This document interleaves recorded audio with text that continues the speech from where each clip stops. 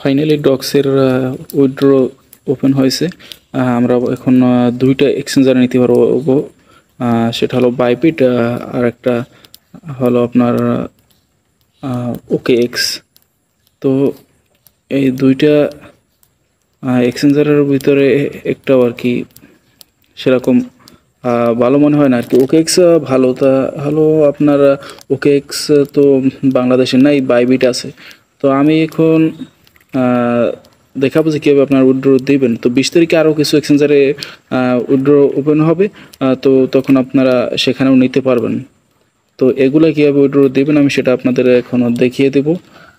আপনারা প্রথমে ডক্সের ভিতরে প্রবেশ করে ডিপোজিট এক্সচেঞ্জ এখানে ক্লিক করবেন। আমি ক্লিক করলাম। তারপর উপরে এক্সচেঞ্জের উপরে আছে, আমি এখন কন্টিনিউতে ক্লিক করব।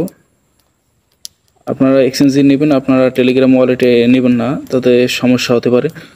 তারপর বাইবিটে দিবেন। ওকে এক্স যেহেতু বাংলাদেশে অ্যাভেলেবেল না, সেক্ষেত্রে আপনারা বাইবিটে ক্লিক করবেন। আমি বাইবিটে ক্লিক করলাম, সেন্ড হিয়ার এখানে ক্লিক করলাম। তারপর do you have an Bybit account, মানে আপনার বাইবিট অ্যাকাউন্ট আছে কি না সেটা তারা জানতে চাচ্ছে। তো বাইবিট অ্যাকাউন্ট যদি আপনাদের না থাকে সেক্ষেত্রে আপনারা নতুন করে একটা ক্রিয়েট করে নিতে পারেন। তারপর আমার যেহেতু আছে আমি ইয়েস আই হ্যাভ ইট এখানে ক্লিক করব। তারপর তারা বাইবিট ইউআইডি দিতে বলছে, তারপর ডক্স ডিপোজিট অ্যাড্রেস, তারপর মিমো। এটা কীভাবে আপনারা সংগ্রহ করবেন আমি দেখিয়ে দিচ্ছি। আমি এখন আমার বাইবিট অ্যাকাউন্টে প্রবেশ করব, বাইবিট যে এক্সচেঞ্জ আছে আমার সেটাই প্রবেশ করব। তারপর আপনাদের দেখিয়ে দেব। তো চলুন দেখা যাক। আমি আমার বাইবিট অ্যাকাউন্টে চলে আসলাম, যে এক্সচেঞ্জ আছে আমার সেটা আসার পর আমি আমার এখানে যে উপরে ডিপোজিট লেখা দেখতে পাচ্ছেন, আমি সেখানে ক্লিক করব। আমি আগে ইউআইডি চাচ্ছি, আগে ইউআইডি আমি কোথায় পাবো, আগে ইউআইডিটা নিয়ে দেই। ওই যে ম্যানের মতো একটা দেখতে পাচ্ছেন, ওখানে আপনারা ক্লিক করবেন। আমিও সেখানে ক্লিক করলাম।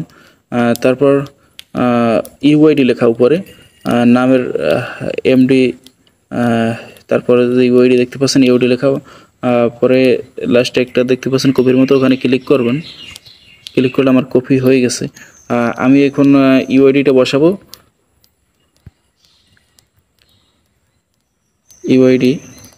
ইউআইডি দিলাম। তারপর চাচ্ছে ডক্স ডিপোজিট অ্যাড্রেস।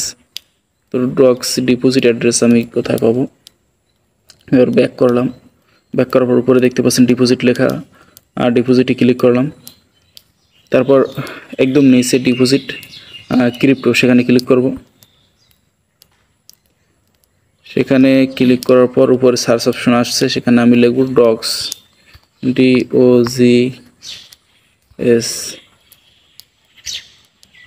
ডক্স। এই যে নিচে দেখতে পাচ্ছেন একদম নিচে ডক্স আসছে। তারপর আমি ডক্সে ক্লিক করব। ডক্সে ক্লিক করার পর টনের উপর ক্লিক করতে হবে। টনের উপরে ক্লিক করে এখানে আসলাম। আসার পর উপরে দেখতে পাচ্ছেন ওয়ালেট অ্যাড্রেস, আমি সেখানে থেকে কপি করে নিলাম।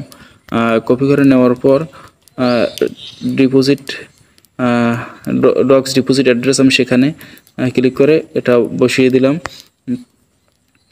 তারপর মিমোটা বসাইতে হবে নিচে, মিমোটাও আসছে তারা। তো মিমো কপি করে আনলাম। তারপর মিমো লেখা যেখানে আমি সেখানে মিমোটা বসাবো। মিমো বসিয়ে দিলাম। এখন আমি সেন্ডে ক্লিক করব। আমি সেন্ডে দিলাম। এখানে লেখা আছে কনফার্ম উইথড্রয়াল অফ, আমার 12,225 ডক্স আছে।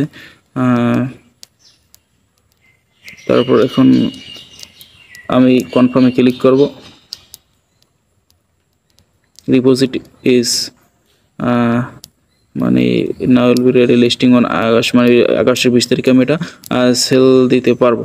তো আমারও ডিপোজিট হবে আর কি। আমার এখন আর কি ডক্স ডিপোজিট হলেও শো করবে না, হয়তো 20 তারিখে শো করবে।